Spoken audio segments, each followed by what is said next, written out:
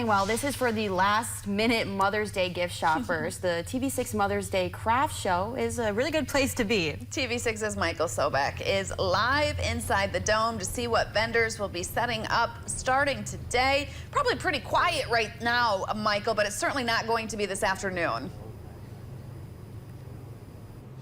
Absolutely, Elizabeth. It is a little quiet right now, mostly because I don't think people typically get up this early like we do. But that's okay because we have three crafters who are I gotta thank them so much for coming up this early. And I'm starting with, we have Shantina, who has got some beautiful woodwork here. So Shantina, thank you for joining me this morning. It's early. It is very early. Now, if you could kind of give me a quick rundown of what you got going on over here.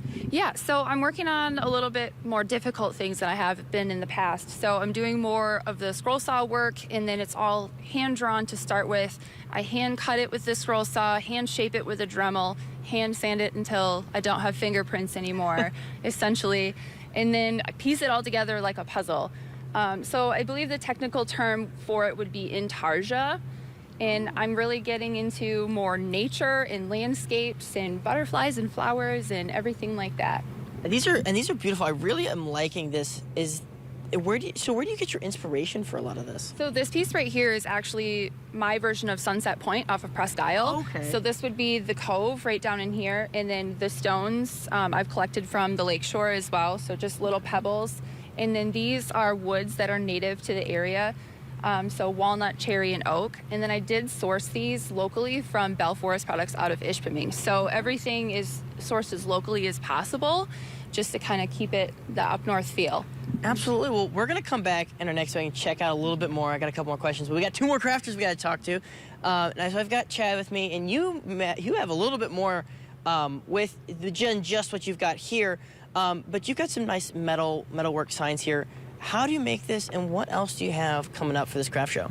Well, what I do is I just use my artistic abilities and come up with different designs that goes into like a CAD program and gets all put together. And I also do business signs as well, and those get pretty intricate with LED lighting and everything. Absolutely. So with these, I mean, there's I see a dinosaur in that one, which is already awesome. How long does it take typically to make these signs? It really depends on how detailed I get it. Some of it from start to finish could take like 2 or 3 hours, and others take quite a bit of time. Absolutely. Well, thank you very much. This is really cool. We'll come back to you yet again in the next segment.